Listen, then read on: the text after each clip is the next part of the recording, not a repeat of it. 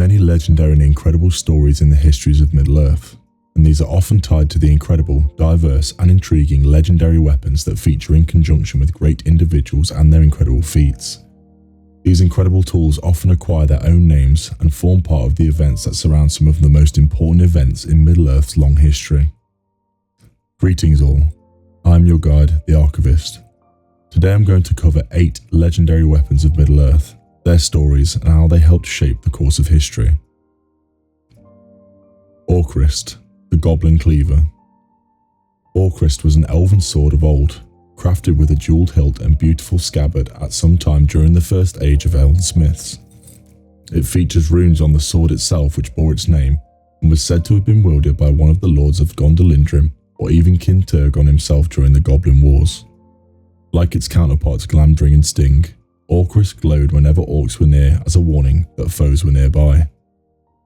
It received its description likely as a testament to its efforts during that time, being described as to have killed hundreds of goblins in its time when the fair elves of Gondolin hunted them in the hills or did battle before their walls, and was most likely lost during the fall of Gondolin along with many other elven relics.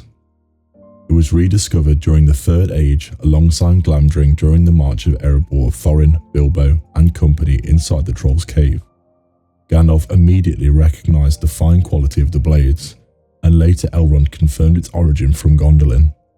It would play a role in the remainder of The Hobbit before its finding its resting place with Thorin after his death, forever warning of enemies in the dark.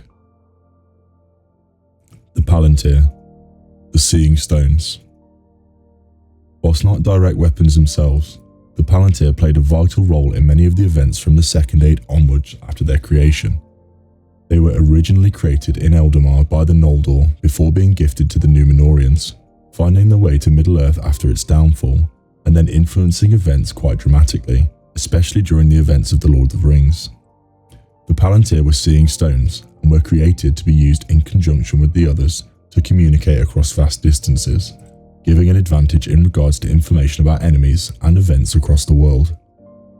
The Palantir required a strong will of mind to use, and 4 were lost before the events of The Lord of the Rings. Saruman's use of the Palantir of Orthanc was one of the primary reasons for his fall to darkness, being influenced by Sauron, also in possession of one of the remaining Palantiri. Denethor also had one of the Palantir in Minas Tirith, and was also swayed by Sauron over time, making him believe that there was no hope for victory for the men of the West. These influencing factors led to a great dread falling over Denethor, explaining his nihilism in the face of the armies of Mordor. The Black Arrow. Bard the Bowman and the Black Arrow. The Black Arrow was part of a legendary moment during the attack of Smaug on the settlement of Lake Town during the offence of the Hobbit. There is little knowledge of the history of the Black Arrow, but according to the Hobbit, it was forged by Thror, who was the king under the mountain prior to Erebor's fall to Smaug, and supposedly had some magical properties to it. Bard himself claimed that he was able to retrieve it every single time he used it, and this was the case for with Smaug as well. Supposedly directed by a thrush who had overheard a conversation between Bilbo and Smaug, Bard used the information to target the weak spot on Smaug's scales on the left of his chest.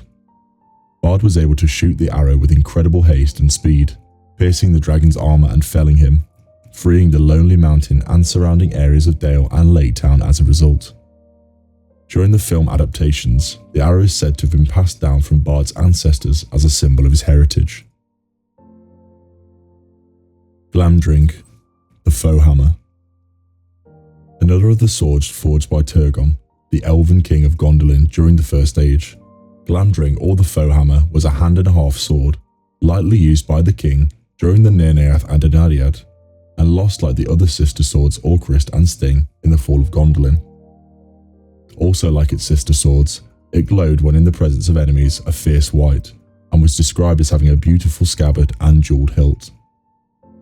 It wasn't rediscovered again until 6,000 years later in the Third Age, where Gandalf and the company of Thorin found the sword along with the 2 others Orcrist and Sting in the Troll Cave.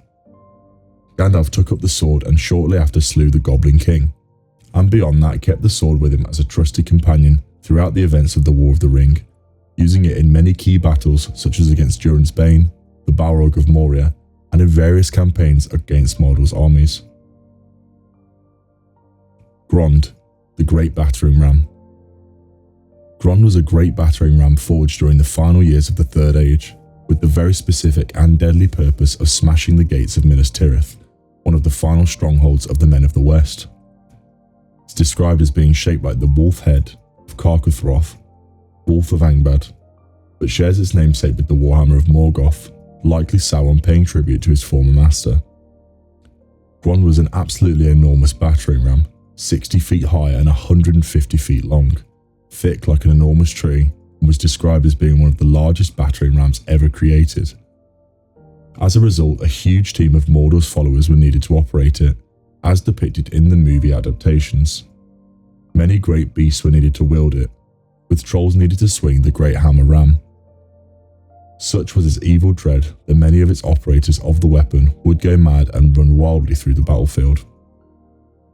Despite the great gates of Minas Tirith being made of mithril, one of the strongest substances in Middle-earth, Grond made short work of them, imbued with spells of ruin from Mordor during its creation. Sting. Bilbo Baggins' Sting. Like its elven counterparts, Sting was also forged during the time of Gondolin in the First Age before its fall, being lost to time like the others before appearing again during their discovery by the company of Thorin during the Third Age, during their march to Erebor to reclaim the mountain for the dwarves. It is retained by Bilbo throughout his journey during the events of The Hobbit, giving it the name Sting himself. Its small size made the weapon an elvish dagger, but due to Bilbo's small stature, made the weapon a good fit for him. Bilbo then gives Sting to Frodo when he leaves Rivendell with the Fellowship as a gift, and the sword features heavily in many of the key moments of the journey, especially for Frodo and Sam. The ability to detect nearby orcs with the sword saved their lives on a few occasions, since they were experts at hiding and escaping. Sam used Sting to save Frodo's life when he was stung by Shelob as well, as an elven weapon was a fine tool against any daughter of Ungoliant. The Bow of Galadhrim. Legolas and the Bow of Galadhrim. The Bow of Galadhrim was a gift bestowed upon Legolas during the period of the Fellowship stayed in Lothlorien. At this time, Galadriel presented each of them with a gift for their journey ahead, and she decided that no better gift could be given to Legolas, a master archer, than a masterwork bow. It is said that, to Legolas, she gave a bow such as the Galadhrim used. The bow was longer and stouter than the bows of Mirkwood, and it was strung with a string of elf hair. The gift was accompanied with a quiver of arrows. The bow proves to be a valuable asset to the powers of good throughout the course of the War of the Ring, and Legolas used it to great effect during many of the key battles, including Helm's Deep felling many Uruk-hai easily, and Pelennor Fields, managing to take down one of the great Mumakil brought by the Haradrim during the battle. Anduril, the Flame of the West. Anduril, also known as the Flame of the West, was a legendary sword reforged from the pieces of Narsil, the sword that Isildur used to part the ring from Sauron's hand and end the Second Age of Men. Its history begins there, being used by Isildur, Aragorn's ancestor, against Sauron and ultimately defeating him during the Battle of Dagorlad. Whilst his sword was broken during the battle, he used the pieces to defeat Sauron, banishing his physical form. The pieces of Narsil were then kept by the elves until they were needed again by the heir of Isildur, and the blade was reforged and given to Aragorn after the Council of Elrond, before the Fellowship departs on their trip. It is then given a scabbard in Lothlorien, enchanted so that any sword drawn from it will never break, even in defeat, which has a key symbolic importance.